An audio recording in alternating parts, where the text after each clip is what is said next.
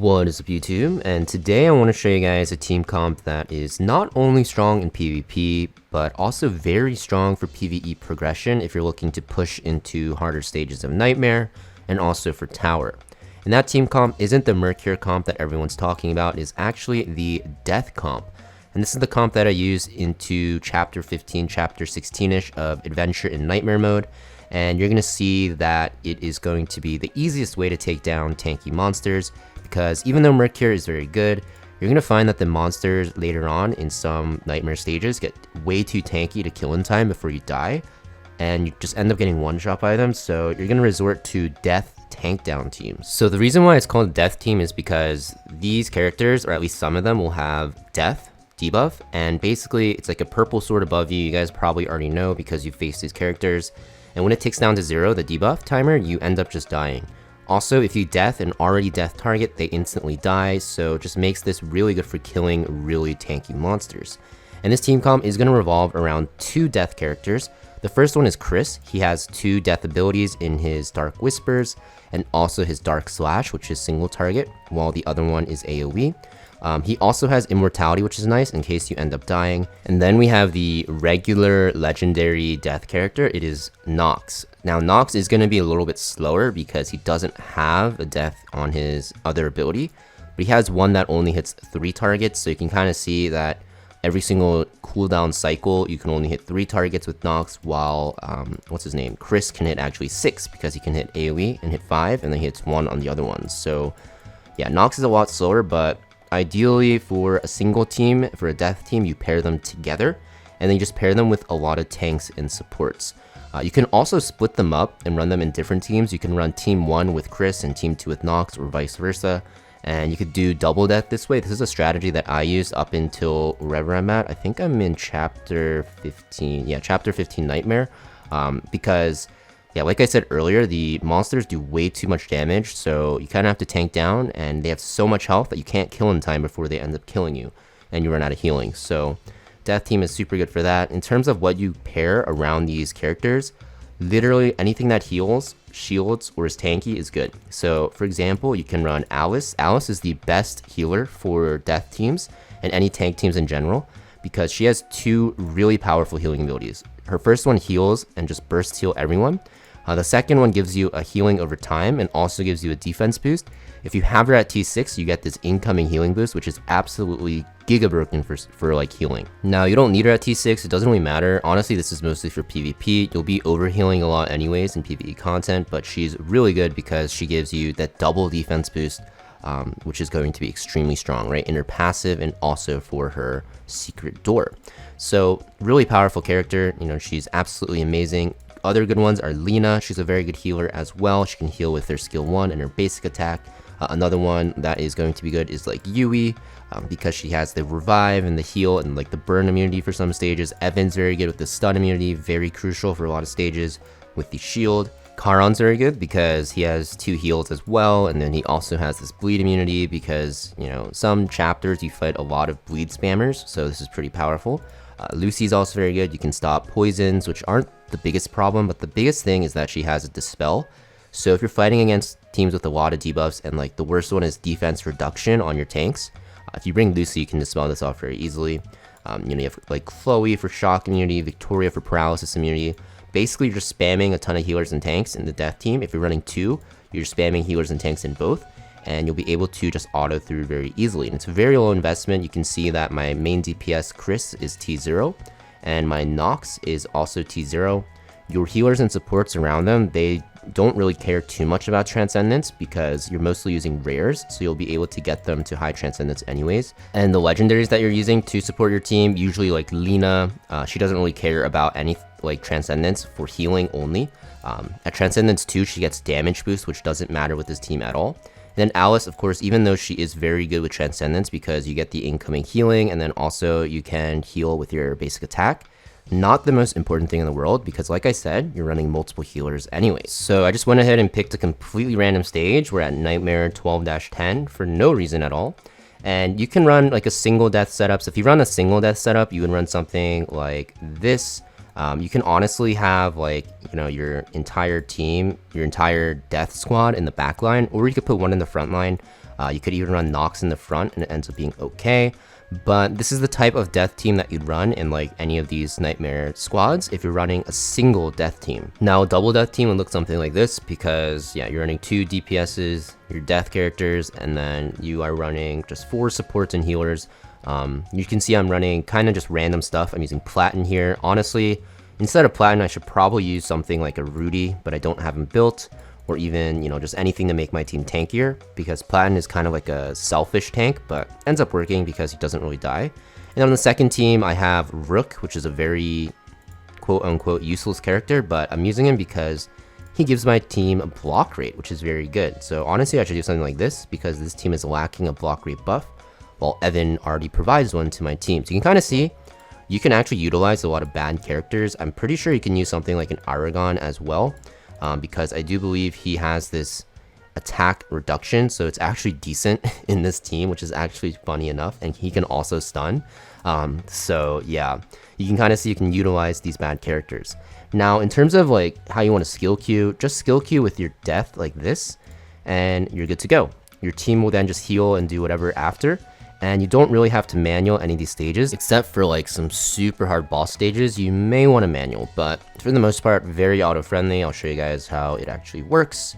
But basically, I'm not going to show you the entire run. That's going to take like 10 minutes sometimes, depending on your RNG. So I'll show you guys how the run works. We just load it in, and basically you can see you're just kind of spamming your death abilities and just stalling out. Now, I'm not going to show you guys the entire run, because sometimes this can take like on average like 7 to 10 minutes depending on if you land your deaths. So because of that, I'll just be mostly showing you guys when we are applying the deaths, but after you use the first one on the opener, you can kind of just watch your team kill, or you can go take a shower or something and come back.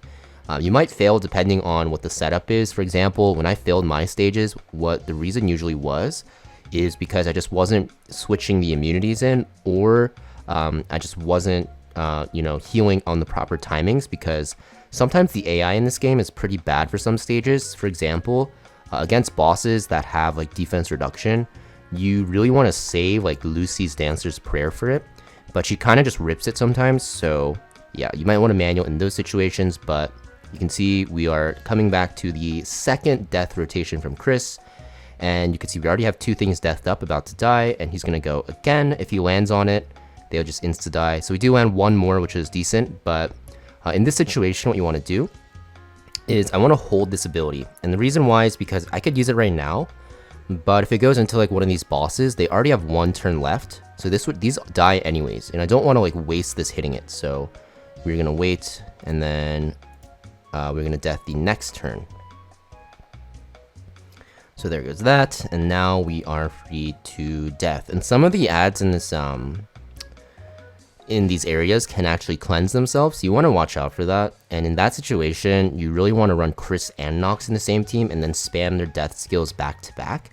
That way you can trigger the insta death and you don't have to worry about it getting dispelled off. So now we're getting to our second death timing, and or not our second, I think it's the third one. So we don't land anything, so you can kind of see that yeah, it does come down to some luck in the end, but it's not the biggest deal. We can then just rip Chris's second ability and we should be okay. Any minute now. Next turn, let's go. Yeah, here he goes. And we land another one. So you can see now we have 2 things death and 1 just died. So that is pretty cool. So we're on the last one. Hopefully we can death it very early so I don't have to sit here forever and record this. But we do miss, and then we have another chance. Please land. Otherwise, I'm going to just skip ahead to the next wave after this eventually dies. You do miss, of course, but it's okay. We are tanky enough where there's 1 left that we should be able to basic attack it down. Okay, so we killed it. So that's kind of why you want to run Nox and Chris together, so that you can speed up one of the teams by a lot. But otherwise, it's pretty self-explanatory. And then my Nox will go. We hit nothing, of course. We have now stalled until our second one, so we can try again. But you can see that it's pretty self-explanatory. You are just hanking down and stalling. Now, I will say that there is a mechanic in Nightmare where if you get to a certain turn, I think it's like 200 or 250 or something, the ads get like a bonus damage buff and they start doing a lot of damage.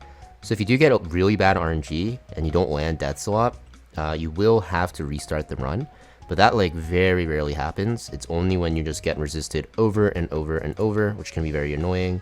But yeah, it's pretty much essentially, you know, how you want to play this comp. You just spam death and then you are just healing. Okay, so you guys didn't see the animation, but now my Nox just landed it on 3 more targets, so pretty much won. So you guys can kind of see how the death comp works. We're killing them one by one. Very, very good. And now these are about to chain die, or unless Nox hits this. Yeah, you can see he did land it on the already death targets. So they just ended up getting 1 shot. So you can speed up the runs that way. And now we're in the same situation where we're 1v1. I think we're probably going to just kill with basic attacks. And this is why Evan can be good sometimes, because in these situations you just kind of stun them and then you kill. So there we go, my Evan does stun, and it is going to die eventually. And we should be about to finish it up here in the next attack, I believe. Yep, there we go. And you could see that is the double death comp for Nightmare. It's about 7 minutes, like I said.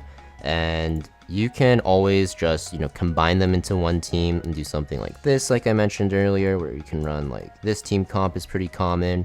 And then for this one, you know, you can run your standard, what's it called, your Mercure comp if you really want, and you can run something like this. And this is like the setup people use up to like chapter, I'd say like 13ish, and it works very, very well. But before we end the video, I have to tell you guys how to build these characters. So basically, your supports and tank characters, you just run them on full block rate, and then like your weapons, you just run them on HP percent or defense percent, with your armors on block rate, obviously, on block set. And for your rings, just anything that makes them really tanky. And there's also a ring that drops that is a death ring. This can speed up your runs. You can see my Evan has one, and I have another character on it, Platin. So you can see I was using both of these characters, and this can speed up the runs if you have these on your supports. Now, if you do find you're dying, obviously you don't want this, but it does allow you to land deaths on your basic attack. And, you know, you just want to make your team as tanky as possible, with block rate being like the sole focus, because block rate in this game is just so broken. You're going to see like a lot of my supports are just stacked on block rate with some HP percent or defense percent, depending on what I have. And then for your deathers, your death debuffers, if you want to run them on effect hit rate. So you could see I only have 1 on my Chris. I need to change this to 2. But basically you're running the effect hit rate set. It's called Spellweaver. It drops from Hydra. Just gives you an extra chance to land your skills. And this allows you to land your death a lot more. These characters, you can put them on block rate on the armors, and they end up being very tanky anyways. Damage reduction is also pretty good because they're in the back line.